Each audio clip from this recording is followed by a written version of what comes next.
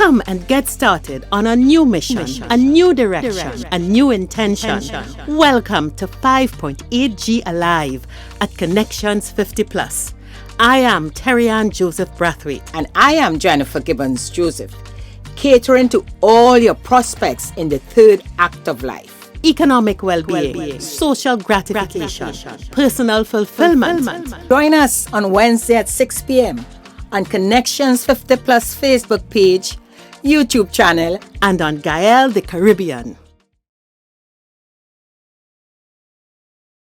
Good evening, everyone, and welcome to Connections 50 Plus 5.8G Alive Christmas show. See, I'm emphasizing Christmas, and I'm saying Merry Christmas. I am Jennifer Gibbons Joseph, one of the co-creators of Connections 50 Plus, and as usual on the show with me is my colleague. Hello. I am Terri-Ann Joseph Brathwaite, the other co-creator. Merry Christmas, Jen. Happy to be here. Jennifer, today we're having a night show.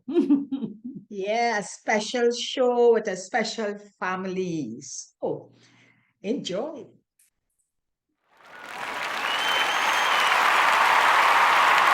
We are starting our Christmas traditions show in Arouca, and we are visiting the Alexander family.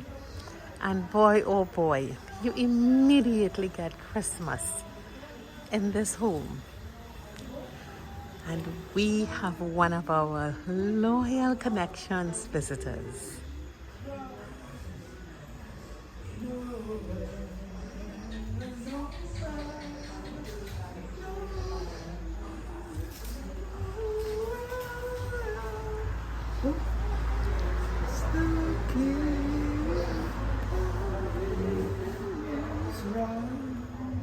Hello, Betty. Hi there. Enjoying the Christmas music. Yes, and the Lovely Christmas time. spirit. We are so happy to be visiting you Great. and your family. So we're just taking in the outside of this beautiful home. Yes, it is. And And the lights are lovely, inviting. yes, so Betty, tell us who will we be chatting with today? Well, let's see. First, I have these special cousins. My mother, her sister, Auntie Vera, had some daughters, and we grew up together here in Arouca, 2 houses, a mile apart, and we remained very close.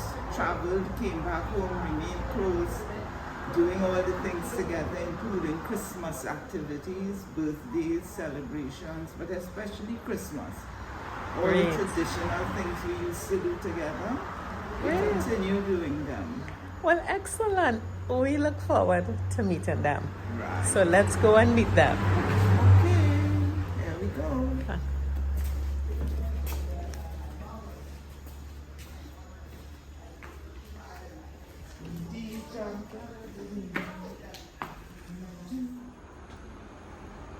Well, we are so happy to have the 5.8G Tribe family to chat with us this evening. This is our Christmas series, and we are talking about family traditions. So, we have cousins, a nice family, a 5.8G family of cousins to chat with us this evening to talk about family traditions. So we have with us to chat this evening, we have Phyllis, and we have her sister Joyce. Next to Joyce, we have Betty, who's a cousin. And we are very fortunate to be at the home at Joyce's home. Very, very beautifully decorated for the Christmas season. So, let's chat about family tradition. Now, I must admit, you're a family I always admire as cousins, how you all together, always doing things together. And I I'm sure that may have started. That didn't just start. True. No? Tell us, how have you all been able to maintain this bond up to this time? First and foremost, our mothers, sisters, Ruby and Vera, were part of a large family. And in that family, their father showed both parents in fact, showed such great love for their own children and for the community. They were the teachers in the community, teaching different skills and showing great love to their children. Unfortunately, my mom was only 13 when her mom passed. Okay. But the father continued the tradition of love. The children learned it, and so our parents, our mothers, Auntie Ruby and Auntie Vera, continued to show that love. Okay, so And your mother was which one? Your mother was Auntie Ruby. Oh, so your mother was Ruby, and Joyce and Phyllis was Vera. Vera. So there were only two sisters, or there are other There were sisters? other sisters. But those two were the ones that kept close together. And they were Okay. the ones in Trinidad together. Oh, that's it. They were in Trinidad. Yes. Okay, so the family, I take it, not from Trinidad No, from originally? Grenada. Okay. So a lot of them stayed there or went to other countries. But these two sisters were here, Alright. and they brought up their children together. That's great. That's great. So we continue to grow together. So much so that even when the children traveled, for example, Auntie Vera's daughter Leah, who went to New York, her home was like the base where Okay. everybody came and then went their separate ways and so on, and continue to come back to celebrate Christmas, to celebrate Thanksgiving, to do things together as family. We always had her home. And it just continued. Now we are back in Trinidad, it continues again. Christmas together, doing things together, going out together, having fun together, and so on. And tell me, Joyce, what I noticed also, that you all, and because I'm a very good friend of Betty, so from very early, I'm aware of that family bond, that you all lived in the same area also, Yes. very close within the Arouca area. Yes. So talk to me a bit, Joyce, tell me how you felt in terms of growing up in that family circle with your cousins around. Well, it was very exciting growing up with Aunt Ruby and the folks around. Because, to tell you the truth, everything, it was Aunt Ruby. Even my daughter, which is the second one, is in New York now, Susan. As school closed today, Friday, she packed, she Georgie bundle by Aunt Ruby. And she ain't coming back for 2 days, She spent the entire holiday down by Aunt Ruby. That she and Pat and she used to suck finger. And Pat tell her, do not suck any finger. And in that day, he said, okay, I said not to suck any finger. So he took some of the fowl down and he rubbed it on her finger. From that day, that was the end of the finger. No more sucking finger. So everything, we were so close. I couldn't say how close we are when Aunt Ruby was alive and my mom and Betty and all. We grew together. I remember when we lived up, before we lived here, we were living on Waterloo Road. And the younger one, which is Betty's sister Alice and them, when Uncle Norris, he comes up every Saturday evening to come and talk to my dad. Wow. And Alice and Alice and Willie used to hide behind the seat. Uncle Norris not to see them, for them to come up in the room. Yes. So it was such a wonderful time. It was such a wonderful time.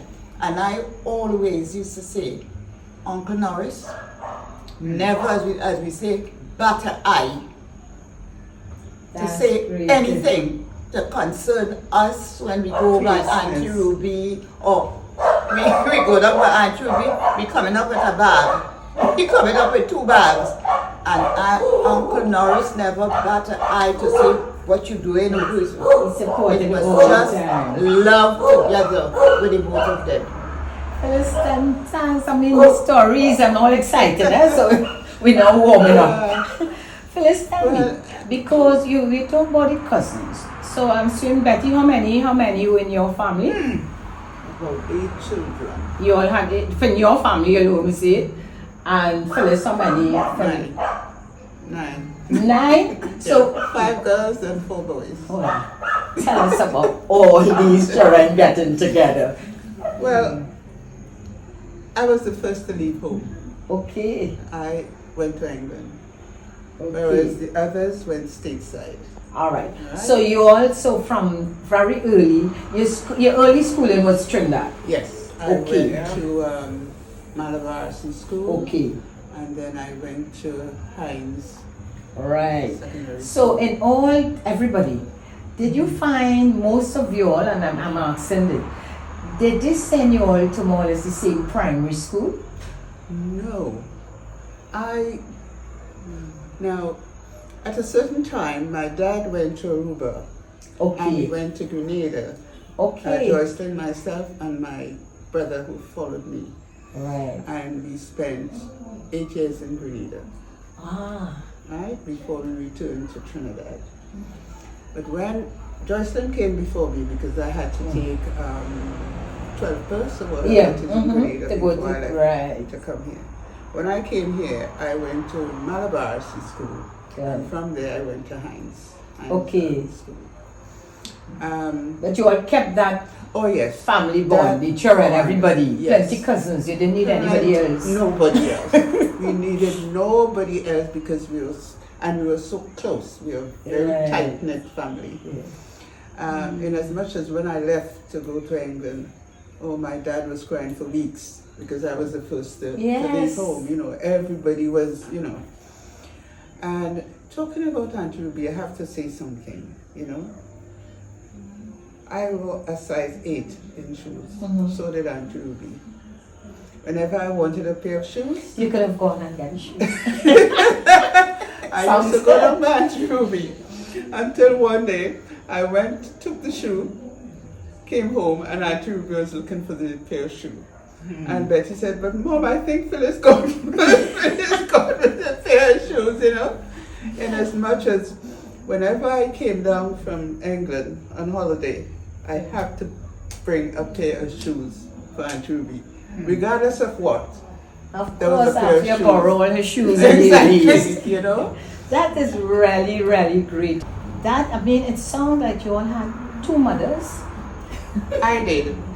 I Definitely had 2 mothers. Yes.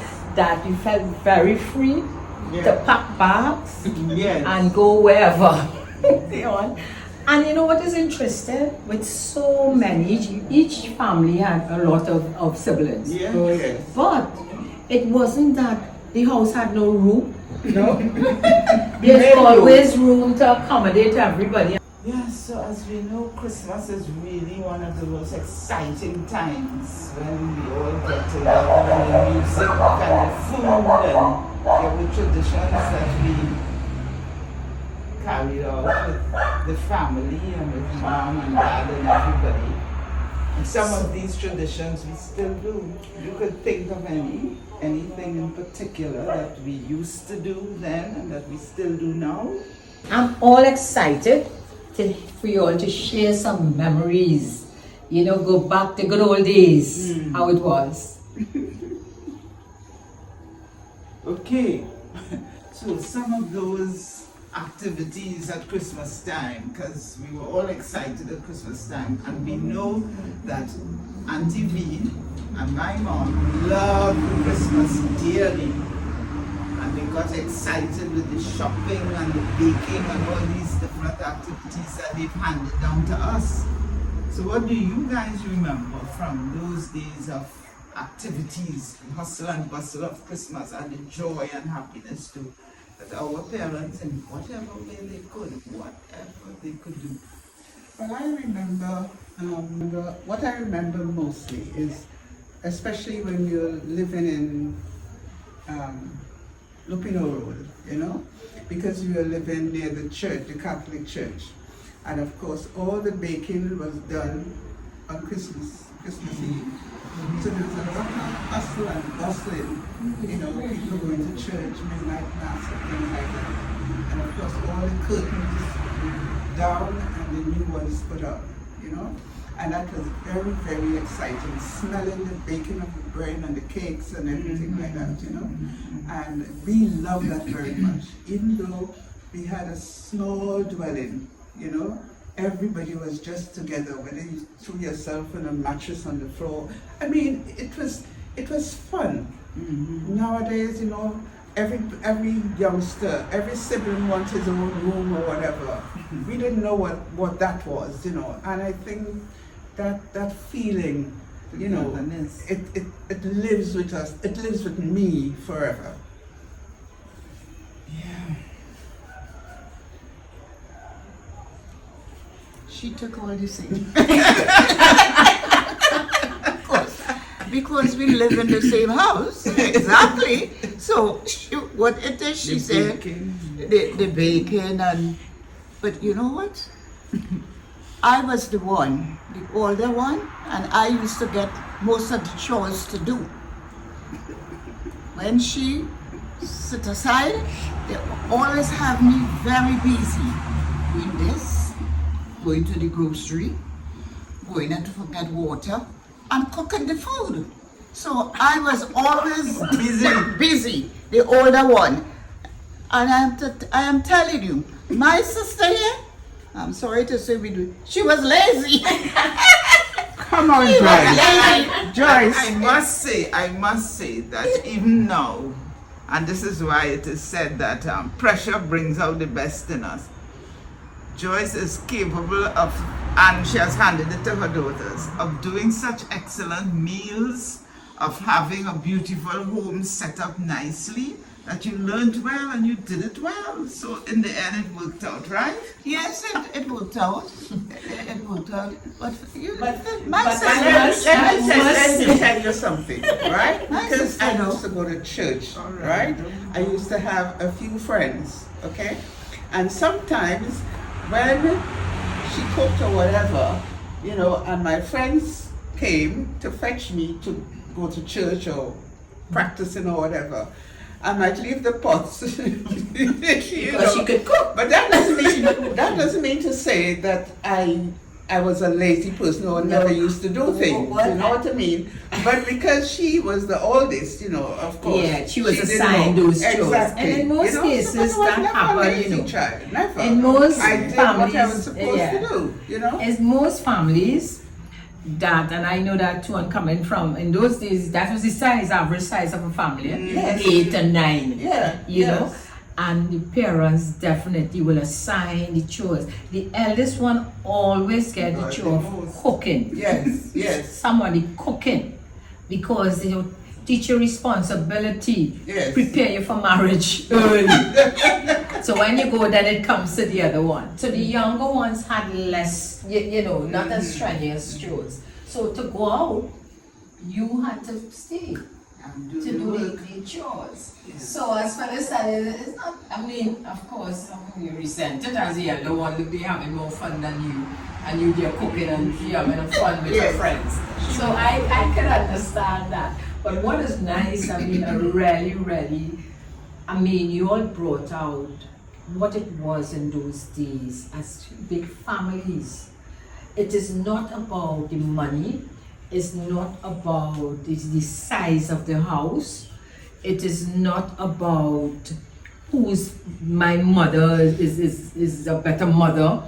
It is about all of us together, you know, sharing the joy. It's a lot of fun and joy, and just enjoying yourself. And you were brought up like that to appreciate each other. And when you're adult, and Betty mentioned how her dad and your dad came together because they appreciated that family togetherness. Exactly. And you see that strong bond was able today, how many years after, you know, that you can still maintain that. But tell me something, how have you all been able for the younger ones, the younger generation, because we're in a completely different time. They're growing up in a small house with 10 children, you know, and times has changed. How has it been for them? Do they appreciate the tradition that you all have, that you all enjoyed? Some do. Some do. And I would say that, okay, let's say the generation after our parents, yes, we held on to some of those traditions. The next generation, the one after us now, our children, it is slightly different and it's more difficult getting them. Because times have changed, Yeah. the world has changed, technology has come in, you know, in Yes. our day we just enjoyed being together, doing things together and so on. And nowadays, of course, it's all on the internet. So some of the things are missing. But I think that we should still try our best to get that family love and that family recognition and doing things together. And I remember even when we went away, while we were out of the country, it was still very important. And maybe because we were fortunate that we didn't live far from each other. Yes. At one point, I mean, we were in two houses right next to each other, Leah's house and another house at one point. And then, of course, you know, we started moving around. So that even then we were able at Christmas time, Thanksgiving time or so, to do things together as family. And there's one thing, you know, that keeps coming to my mind, one of the traditions. I was very small. And I'm remembering a huge petrol tin in the back with a ham in it. And the thing I remember most, everybody in the family didn't eat ham, but yet the ham was prepared because some members ate ham, Yeah. and their friends would come over and eat ham and have ham sandwiches and so on. But out of the joy and happiness and camaraderie and everything, you prepared whatever some group within the family and friends ate. You know, you didn't say, well, we're not doing this or we're not that. Everybody just came together in love and did whatever for everybody. It was really a great time of tradition. Joyce, in your family, the young ones you're talking about, right? The generation, your children, what aspect of the tradition they held on to? Because I know they could, well, if they held on to everything, that's great. But what you found they held on to, or you were able to maintain with them? First of all, Susan, my daughter, she is the one foremost that held on Okay. to the traditional thing. Can I ask how old is she? How old is she?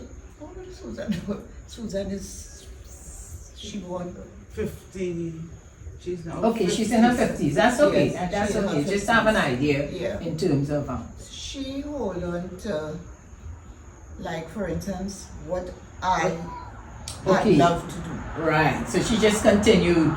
Yeah. Okay. She loved to put away house. Yes. She loved to cook.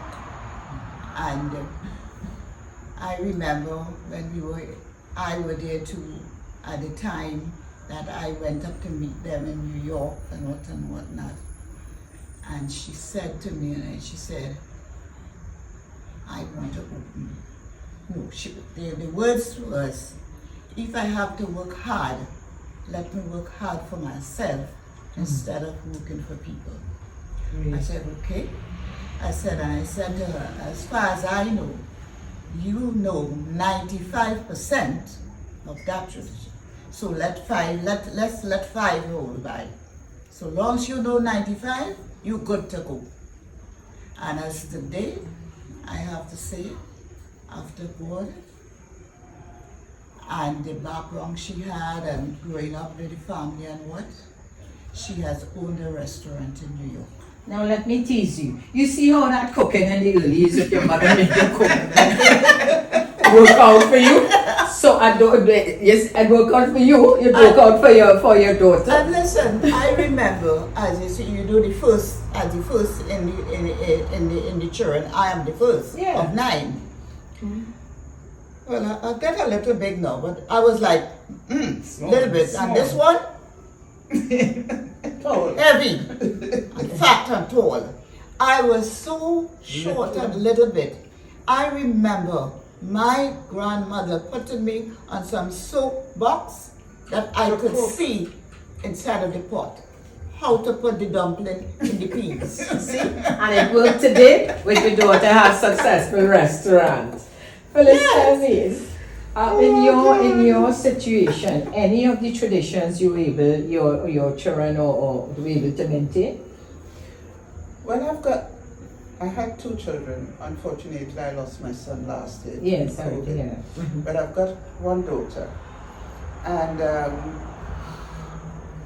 the tradition that she held on to, or she kept, because I was a nurse, she followed in my footsteps. Right. Okay? And even now, she lives in Tobago, but she went up for her brother's funeral, and she's still up there. Right. And she's working as a nurse. So I'm hearing the skill of cooking and your daughter with a successful restaurant. The skill of while she was cooking, you're going out with your friends and you're caring and enjoying I yourself. always wanted You to see? be a nurse. Right. I'll tell you why. Because you, yeah, let's hear Because it. Daddy wasn't very approachable. Mommy was, but Daddy wasn't approachable. But I developed this rapport with my dad that if anybody wanted to go out or say something to him, they would push me, they would send me, because I was able to go and sit on his lap. He had a bald head, and and he used to say to me, "What do you want now?" And as you say, Mama got him. Yeah, right. And then I'll say, well, so and so and so and so, they want to do this or they want to do that. You know what I mean?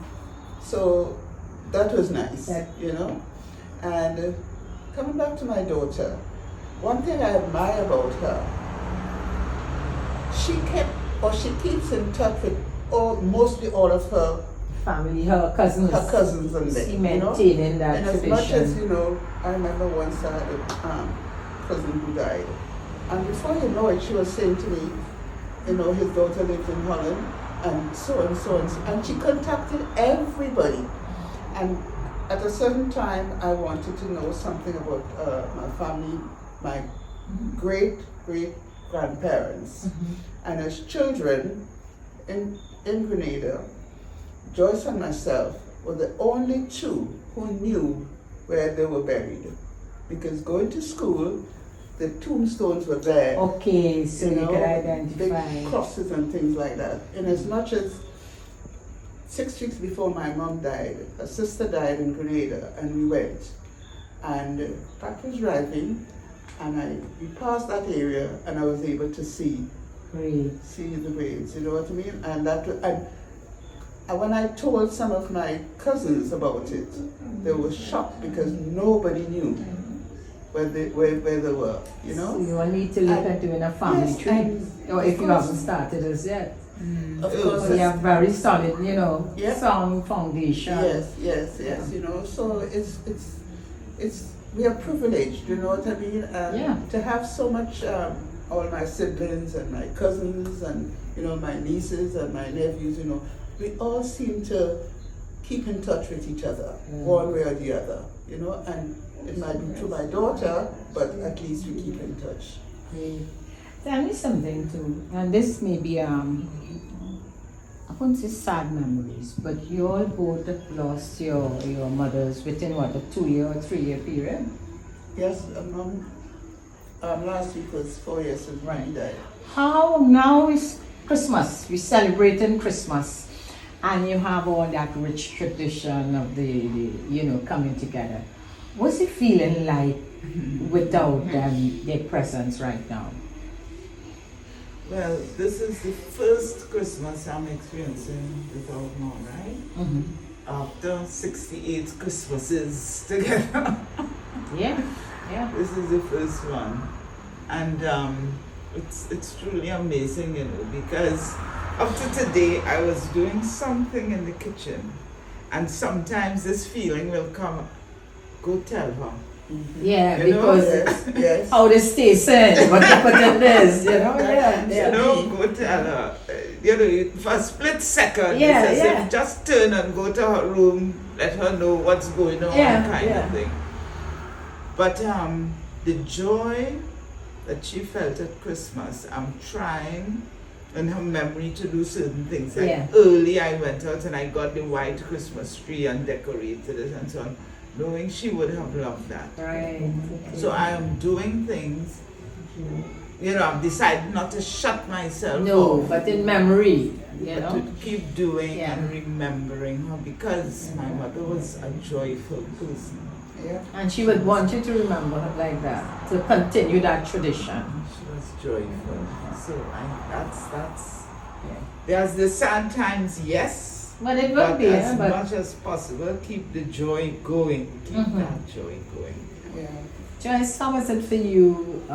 Girl, this will be what, before Christmas? Yeah. Without your mom? Yeah. How have you been?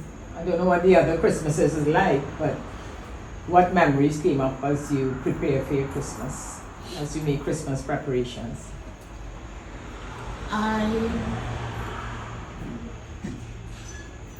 It's somewhat sad for me because I remember saying to myself, this house wasn't finished as yet. Okay. And I remember telling Ethiopian that I would stay in that kitchen and call out to her Oh yes. and ask her. So you be right next door to your mom? Yeah, and the Okay. window is up here. It's like Okay. Yeah. and ask to come over to have breakfast. Yes, okay. You know, and that's somewhat sad. Okay. Yeah. And I remember yet she knew about the house because my daughter came down, the first one, and she had a thing for kids. And mom was in here. The house wasn't completely complete, but the house was up and they could have done things in it. Right. And mommy was in here with her. So it still gives me a joy to know Of course. that she went here and know that this was my desire of having a house. And I know she was happy for that. And that's good because you all have such great memories, happy memories of joy being together and all what, every time you think of your mothers. I mean your fathers too, but in this case I was just Yes. that because they were the one more involved Yeah. in the preparing and the cooking and everything. That, and as Betty said, you know, it would come like, as you said, by the window and you would say, oh, look for a shout. But when you do it, yes, you get that sense of sadness, but that joy comes with it. Oh yeah. You know, that joy comes with it. Because you know, if you know what we say, when they're looking down on us, they're saying, yeah, you did well, the house looking good. They see bread coming out good. And they're saying, yes, mom, I did well. So Joyce, we're talking food now. Yes. We're going into your domain. Tell me about the tradition of food with Christmas. And you, what did food mean to your family at Christmas time? Oh, I was the one who really did the cooking when coming to Christmas. Make sure that everything is on time, all the meals, everything that we have to buy, go to the grocery, get the ham, go to the market, get all the food and things, I mean like the provision, make sure I have everything intact. And I will get up like 5 in the morning to start to cook. Because by the time 11 o'clock, everything, I should have the spread covered up. And then I love to make sorry liqueur. So I make my sorry liqueur and stay for a couple weeks. Then then I shred it and have it there. Then I have friends. I like to entertain people. I love to entertain. I love when I cook and I have my table covered up and people come. I love to entertain. I love to serve them food, things that I make, and I'll make pastels and do my black cake, and that was me. I mean, besides Christmas, I also love cooking. That is what I did, and that is what I end up doing, that I work at this company and I run the restaurant here for 30 years. Always have There's food. always food to share. Always. But you know what I'm food to share. remembering is the oddest thing, but even Caribbean people are such that there was a group in Brooklyn who read what they would call common fowls, so that the Caribbean people would know Christmas time. You could go to that place and purchase a common fowl, so that after you have all the fancy things, you have this one dish with it drowning down your common fowl. And what you call common fowl, Betty, we used to call it yard fowl. Yard Yes, fowl. because you feed it, everything, it's not a special feeder. It's all the little things that you get. Coconut, you throw Scraps. corn, all Scraps. That meat used to be That so is different. supposed to be the Different. sweetest. Yeah, that meat is Yes. different. Yes. It's tough. It's sweet. Now, what about the black cake? That is a must. You bake cake too, Joyce? Yes. But this is just as easy. Pastry. Tell me something, I find always interesting. When you bake that cake, you soak the fruit long before also? I used to do it before. Well, let's be talking about before, so now I know it's a quick thing. Yeah. But in those days, how long before you soak that fruit? Man, I have that like 2 months soaking in there. In that kind of earthen jar. Like what they put the gingerbread to in them jar. Right, And yes. So the tell me, sorrel and I remember, Mommy, after they do all that and make the cake, you still have to soak it with the rum. Always call it cherry brandy. no cherry brandy. Because what was the reason for soaking it? Because you don't want it to get dry. Oh, So it will stay although you put moist. all that. Yes. Because of the heat. Oh, Yes, that dries is up. what. So you happens. every 3-4 days you keep throwing that cherry You know, brandy when or you some keep liquor on it one to slice keep of it. that to get you drunk. Yes. Yes. Can I give you a joke? Yeah, sure. I don't know if I learned this technique from here, but when I went to it, okay, Christmas time, my husband was in the office with the nursing officers. Yeah. And I used to make this black cake, right? And send him a big one. And one day, my husband came home and he said, Phyllis, Mrs. Kempster want to know when is the rum cake ready? When are they That's going where to get the the name of cake? rum cake comes, because foreigners like to say rum cake. Well, the thing is, after it's made, I used to really plaster it over with rum, a special rum from Jamaica called Reneview. It's made with cane, you know? Yes. And it was really, really, I mean, you could get drunk on it. I remember Mrs. Kempster, after she has that piece of cake, you know, she has to go and sleep with Of something. course, that's like taking know? a drink. Yeah. Good. So, Joyce, I hitting on you because you're the cook. It's the host. That cake, you can't have that cake without that homemade ice cream. It's either coconut, barbadine, custard, but custard always you sell mixed. Whatever you're making, Yeah. you add custard. Yeah. Tell me how you made your ice cream. I assume you made ice cream too. Yes, as a child growing up, my and my sister made ice cream. It's custard and coconut. Yes, you know. But I remember as a child, they had 2 different type of condensed milk. We had the one named all over the world, and it had one named the Nestle milk.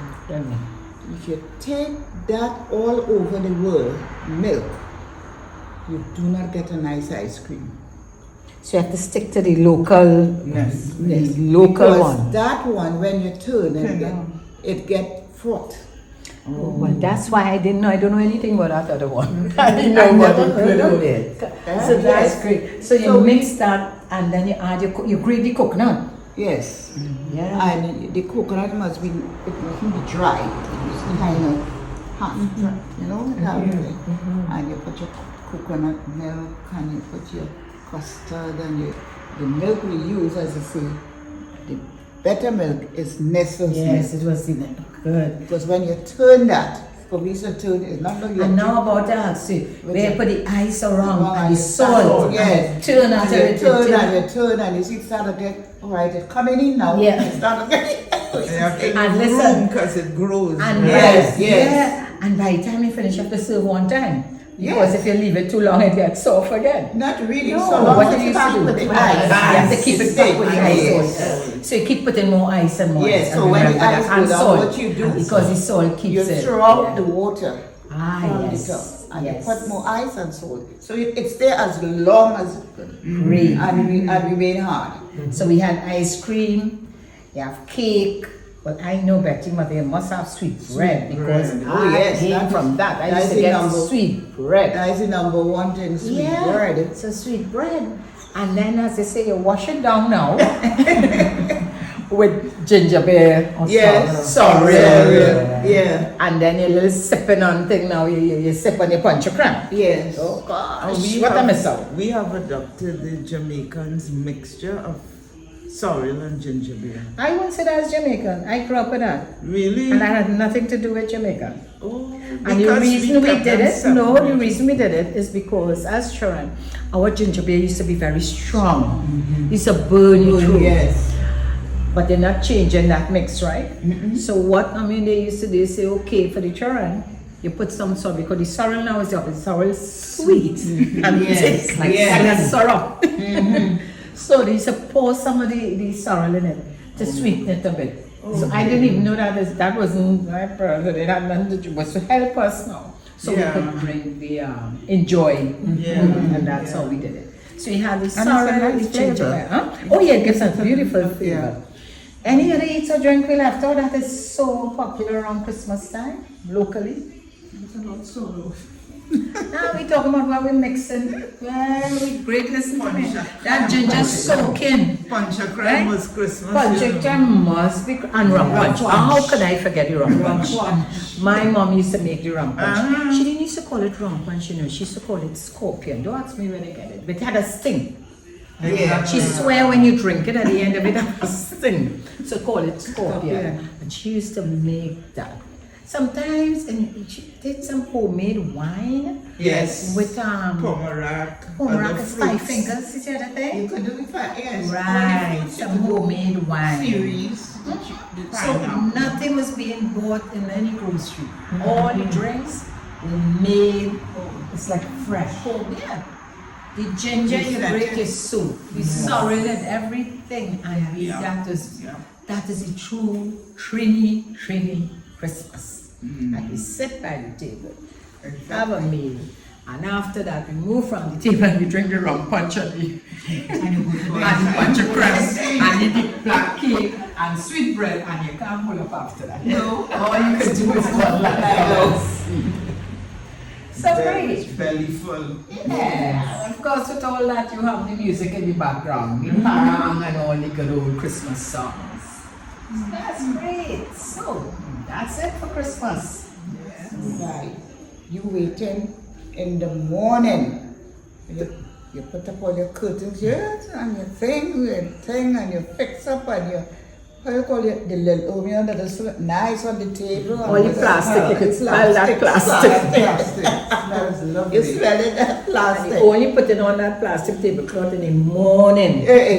How you know? When you get up, that's it. And then, but before Christmas, the days before you do your vanishing, only vanishing. You can't forget You that. have to It's sandpaper and then shining, and the floors have to shine, yes. and the red steps that recently painted. Oh no, I didn't even. Your must paint the steps red. And then I remember my daughter and the sister and they used to paint all stones white. Oh yes. They have to stones are white. They have to paint them stones blue. They set them around the plants. But listen too, before we knew what Christmas trees, you know what we used to get? A branch. A branch. With cotton. I was telling someone recently if they knew about a cotton tree. I can't remember who I asked, and they said they didn't know that. We had a cotton tree. Yeah, I know. In our area, there are a lot of cotton trees, and they go over branches. And you pick that, and we used to have to pick the cotton, open it, because it's in that thing. Pull it out because it had some little brown seeds. Yes, Right. yes. And then you spread it in a way because it have to fill up like snow. Yes, that was the snow, yes. That was yes. the snow. That was the snow. Yeah, Yes. yeah. That's And what that we was such fun. Yeah, to to go go and on the get a branch. branch and picking that cotton. And you get a bucket or something and you stick it with the sand on it. So put a picture of the thing. And you put some stones below it. And then we get some paper and you put it around to cover the Paper, newspaper, we put it inside to keep it in. yeah, but outside you used Also to get outside they used to pretty get some paper. pretty paper. paper, yes. And you paste. And we used to make our own glue. So from the tree, you have the bark. Yes. They had glue or tick the thing from the tree. Yes. Yeah, Yeah, if you not, cut you take some flour and you mix it with water. You say I can teach you all these things, man. And you tick it and you put it and it dries. And, And that was it. You know, after you finish decorating at night, you know, putting up the curtains and everything, and you go to bed. Next morning when you get up, oh my goodness, the house looks so beautiful. Looking good, smelling good. Good looking good, smelling good. Everybody, that's a And lot all of that joy. Christmas Yeah, breeze. lots of joy. It was a different Like breeze. everything was nice then, you know? Okay, my name is Livia Vidal. I'm originally from the Arouca area. Born and grew at the corner of Lopinot and Main Street. Right? Spanish origin, more or less. Right? My grandmother originally from Lopinot, La Pastora, right? Which is a village after Lopinot. Born and bred up there. And there are quite a few true Spanish type families up in that area, right? Still. A lot of them. And most of them are related. Some way or the other, they are related.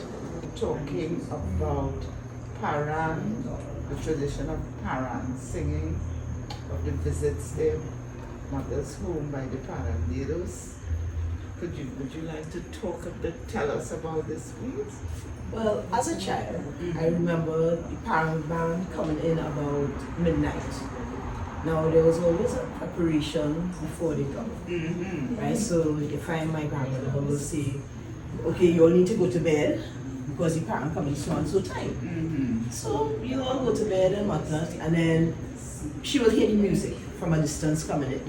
She come in the room and she wake up all of us, get up, they come in. So with that, we had a change. Our grandmom and my mom, they will both go to the kitchen to organize stuff. Right? They organize the food, the ham, the sandwiches and everything. We dare not go to that door and open because they didn't ask to come in. The parent band had to play a particular song.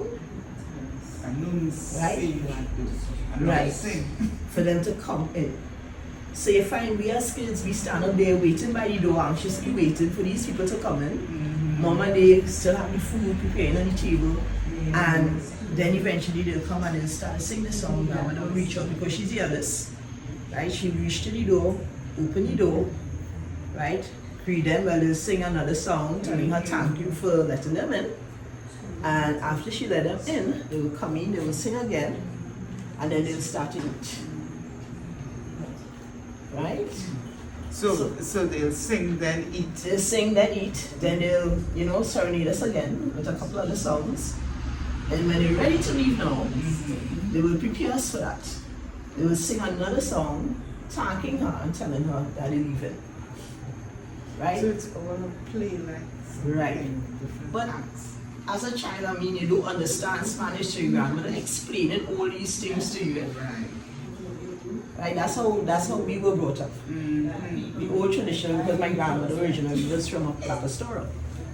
Right, La Pastora Cora. La Pastora Lopinot. Lopinot. Okay. La And then Pastora it Lopinot. was, I remember distinctly was Mr. Satiro used to come, right? Mr. Anthony. There was, Satiro was the quattro man. Anthony used to come, he used to sing, Mr. Anthony used to sing. And then they had other men. They never used to have women with them somehow. I don't know if because the woman was home preparing, doing the same thing like my grandma. Right. But the men were the ones always out. Yeah. They were always out. It's interesting because to know the history, because many years later I joined Los Borrachos and sang for 1 year with them. They were actually past students of Musica Teachers College who got together, formed this parang group and would sing at different events during the Christmas season. It was great fun that year, learning and singing along with them. I'm no great singer, had some good singers in the group like my friend Bernice, but it was great fun. Oh, that's Spanish. Beautiful. This is a great entry with the tradition. I love it. I love it. What about the foods that you eat for Christmas? Okay, for Christmas, well, my mom used to do most things. She used to make everything. Right? We don't know anything about buying stuff. She'll buy her leg of ham, Christmas. That's before the Christmas. She'll buy her leg of ham. So she'll be using her molten salt and sugar. I distinctly remember that. She'll buy a pork leg. A pork leg. Sorry, not a to ham. make ham. To make ham, I'm sorry. Yeah. Molten salt. So she used her molten salt and sugar, right? She put it in warm water and she has a little pump, right? And she'll be pumping that ham every evening. She'll be pumping that ham, right? That is preparation for the ham for Christmas, right? Then we'll have the pastel. We do the pastel. Pastel, we all get together, who singeing the leaf, who wiping the leaf. Well, she cooking the meat, my grandmother doing the cornmeal. Division of labor. Yes, and they get together and they make the pastel. Well, as kids, we'll get one or two because the first dozen, they will boil for us to eat that night or the morning or whatever. Right? Then was the fruit cake. We'll be there. She'll be cutting up the fruits. Right? She'll be cutting up her prunes. Now, the interesting thing about it and what we love to be around is the fact that we used to get the prune seed to eat. Yeah, that with was a little bit of that was the joy for our beginning of our Christmas. We used to just love it. Then Christmas Eve. Christmas Eve was the real thing because you're smelling that varnish. You're smelling the curtains, you're smelling the paint, you're smelling everything. Because in the yard, he cleaning up. Yeah, because in the yard, he cleaning up. Right? Mom there, well, Christmas Eve, mom coming from work, so she making sure everybody getting things together. Right? Everything must be organized for Christmas, Christmas Eve night. So my grandmother will start the sweet bread. Mom will be making the bread. Right? The cake already baked because the cake baking before. The fruit cake baking before. So like the week before, the cherry brandy and the rum just going on that right through. Right? So when you get it for Christmas, you have that taste of that alcohol. Right? And Christmas Eve night, they also make the sponge cake. Right? The sponge cake will be made Christmas Eve night. Now, everything. Yes. Now, the thing about this is that day and that night, we were not supposed to eat anything. We could only partake of that meal. Right? After 12 o'clock. Because to them, that was the birth of Christ. The birth of Christ was 12 midnight, so we're not celebrating until after the birth of Christ. Right? Christmas morning, we get up, we wish everybody Merry Christmas, pass the kisses and everything. We sit down, we have breakfast, and then there's the tree there, the Christmas tree there. Right? And we go to the tree, we get our gifts, and we start opening. Then there was the preparation for the actual Christmas meal. Lunch, which is the macaroni pie and all these, the main event. Yes, the main event. And then, well, we have Christmas night. Christmas night, well, my aunt, she was living on the street, she will come up and stuff. And she will always, she'll be there and she'll be helping mom and thing too. right? So they will serve us. We, as kids, we sit down there. They'll bring us our little snacks and everything to eat. They're talking and laughing. They're talking about long time days and all these things. And we listening, watching television. And well, we go to bed. Everybody say goodnight, go to bed. Boxing was another thing. My cousins, they were older than me, so they were able to invite their friends over. As a child, they are not your friends. Right. So you come, you say goodnight, and you go back to the living room or something and sit down until somebody say, oh, look how you're cute, and call you back out. Right? But that night is when... That's visiting night. As visiting night. My grandmother, Christmas, we were not allowed to leave the house. Christmas Eve. Right? She told us, no, you can't go. Everybody have the same thing in the house. Christmas is for family. Right. Stay home. Boxing, we stand a chance. So boxing is when my cousins, their friends will come over. Right? And my grandma and they will serve them and whatnot, right? And they'll be there entertaining the friends, having fun, but obviously there's a time limit. Of course. 9 o'clock, get out of my house, go home. Right? That's what it was. That's what it was. And it went on until what? Epiphany. Is Epiphany when? The 12th. Yeah. It went on until then when you as a child. And you take down the decorations. The decorations and yes. And then, well, as a kid, I remember going to church. You had to carry your toy to church to be blessed. Innocence Day. 28th of January. December, sorry, yeah. Dress up pretty, and you take your toys. But, and besides that, I mean, all the preparation and everything, Christmas Day. Remember, you still had to go to church. Had to go to church Christmas Eve night. Come back home and finish. You had to go to church this morning. Yeah, you had to go to that midnight mass. Those were fun days. Yes, they were. They surely were fun days. Beautiful. So tell us about Boxing who night. adults and children entertaining each other. Boxing night. Okay, like Boxing Night, right? Boxing Day, I'm sorry, but my cousin friends, they used to come over Boxing Day. Boxing Night was when they will entertain my cousins, and they will more or less entertain my grandmama and mama. They'll be seeing audition and stuff and that kind of thing for them. I remember things like that happening at my home. Right, so it was a night like mom and they rested, and they will ask, well, anybody want pear jacks was the drink? Anybody want pear jacks? Somebody might want Mary Dawn was another drink. Like a little bottle of Mary Dawn. You want a Mary Dawn? You want this? You want that?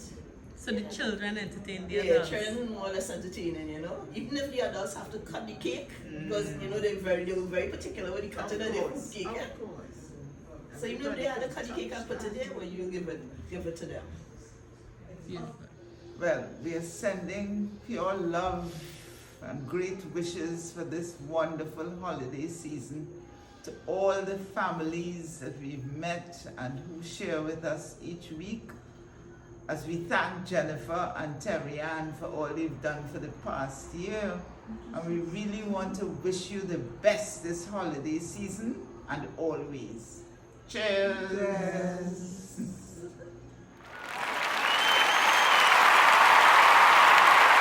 Well, Terri-Ann, I was old talk, all about the good old days and present. You can imagine All nine what we of did. them in I our think we house, covered all aspects. Yeah. all those cousins and all the little children, and you know, we really have to think about it. Our generation, we 60 plus, Yeah. we 5.8G, we really have to be creative in finding ways to compensate for having these 1 and 2 children that we like to have. Yeah. Yeah, our children don't have the hundreds of cousins. Yes. That is important, but we are fine. That was, and I love Jennifer, the little interlude about that visitor from Lopinot who talked about the tradition and the heritage and stuff like that. Yes, it's a lot about tradition and it's great, and we really need to let the younger ones know what used to happen and, you know, find new ways to celebrate. Because as you said, it's not a big family again, but we're still celebrating. Absolutely. And so people enjoy the season of light, the season of life, the birth of Christ. He is here. And joy comes to the world in all forms. Parang, carols, church, eating, drinking, but in good fun. So, Yeah. So have a very blessed, happy, joyful Christmas season. excellent. See you guys. Bye-bye. Nice.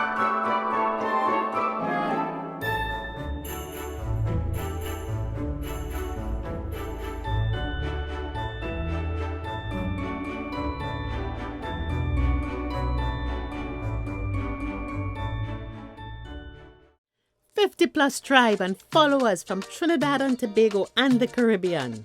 Thank you for joining us on this Connections 50 Plus 5.8G Alive show. We hope you enjoyed the lively conversation and look forward to seeing you next week. Don't forget to like our Facebook page and subscribe to our YouTube channel. We really love getting your feedback. Bye for now.